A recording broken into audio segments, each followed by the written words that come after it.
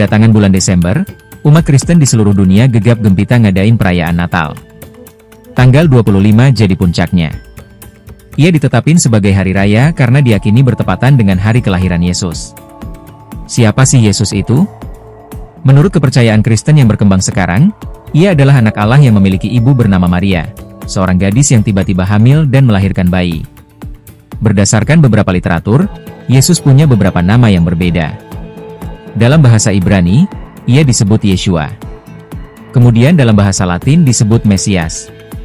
Umat Islam di Indonesia disebut Nabi Isa, dan kalau di dalam Al-Quran disebutnya Isa Al-Masih. Lalu, kenapa dalam ajaran Kristen, Yesus dianggap sebagai Tuhan?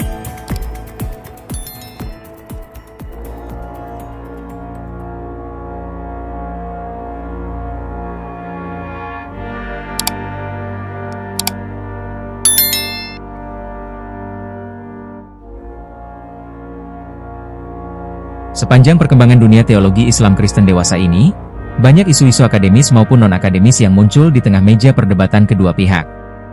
Namun yang menarik adalah, pendapat-pendapat yang muncul terkait kekristenan itu merupakan sebuah pendapat yang tidak akademis, yang tidak pernah terbukti oleh data.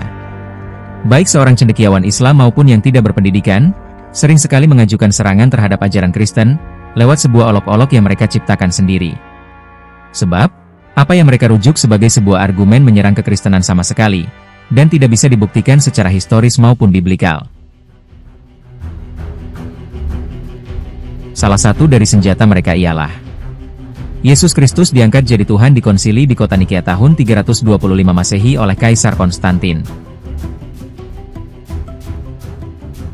Ini bisa saja kita terima, jika pihak yang merujuk premis ini untuk menyerang kekristenan memiliki data yang valid, terkait dengan sejarah konsili Nikea tahun 325 Masehi. Namun, selama bertahun-tahun tidak pernah diajukan sebuah data sumber primer terkait dengan apa yang terjadi di konsili, atau sidang di kota Nikea tahun 325 Masehi.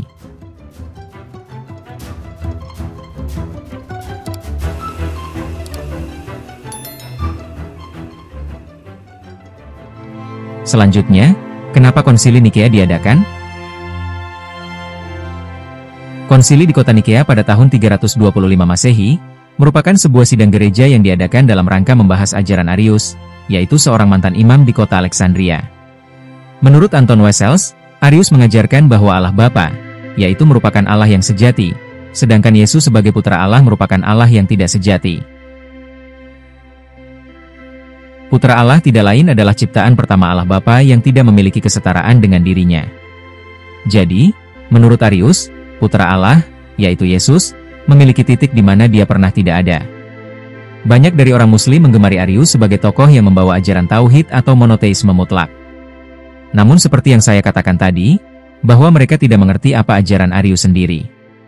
Justru ajaran Arius menentang ajaran tauhid, sebab beliau menganggap bahwa Putra Allah memang ilahi, namun tidak setara dengan Allah Bapa, melainkan hanya serupa saja, namun tidak sama atau setara.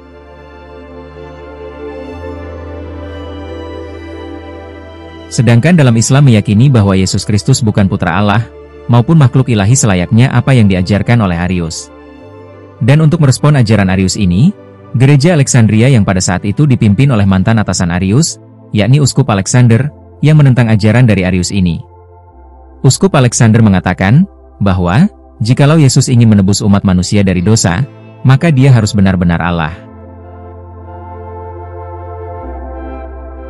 Namun dikarenakan kepercayaan dan ajaran Arius ini masif, dan berhasil memikat banyak pengikut, maka Kaisar Konstantin yang pada masa itu menjabat sebagai Kaisar Agung di wilayah Romawi Barat, mengadakan sebuah konsili, atau sidang gereja di kota Nikea, untuk mewadahi sebuah dialog terkait dengan ajaran Arius ini.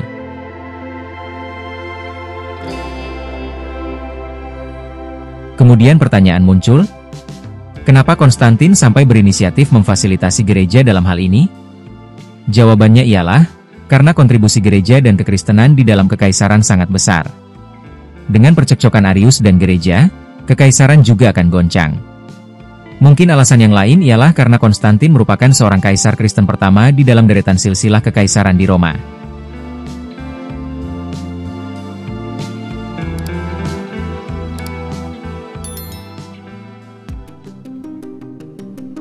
Kaisar Konstantin tidak mengangkat Yesus jadi Tuhan.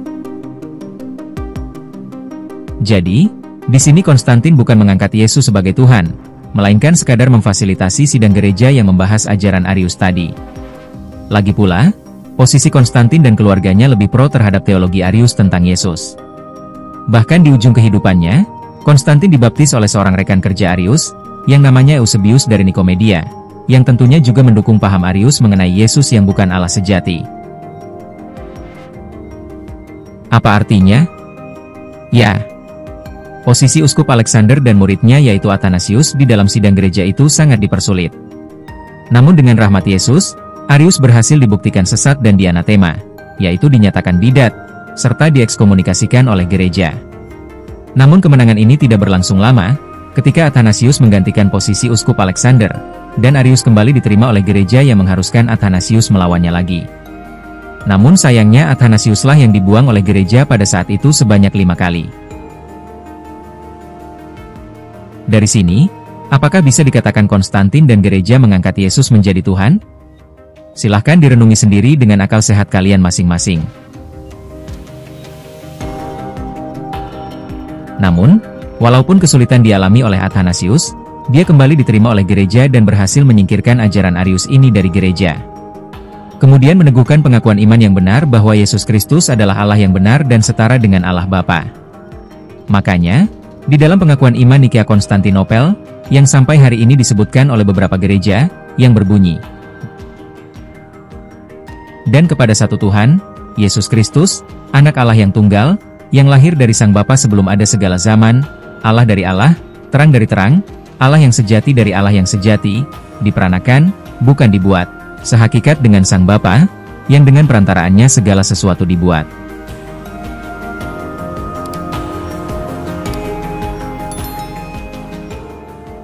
Kesimpulannya, dari sini, teman-teman dapat melihat bahwa terdapat banyak sekali ketidaksesuaian antara keyakinan Islam, baik seorang akademisi maupun yang hanya ikut-ikutan, dengan fakta historis yang ada. Justru, pihak kekristenan berada di atas angin dan di atas argumentasi cacat tersebut. Lalu, sejak kapan Yesus diangkat menjadi Tuhan atau Allah? Jawabannya tidak pernah. Tidak ada yang punya kuasa dan berhak untuk mengangkat manusia menjadi Tuhan ataupun Allah. Sebab, tidaklah logis jika mengatakan ada Tuhan atau Allah yang diangkat atau dilantik oleh manusia. Yang namanya Allah atau Tuhan memiliki kuasa dan status sebagai yang maha kuasa tanpa persetujuan ataupun pengesahan dari manusia. Orang Kristen percaya Yesus adalah Tuhan karena Alkitab, yang adalah wahyu Allah, telah lebih dahulu menyatakannya. Bagaimana menurut kalian? Ada tambahan? Silahkan tulis di kolom komentar ya.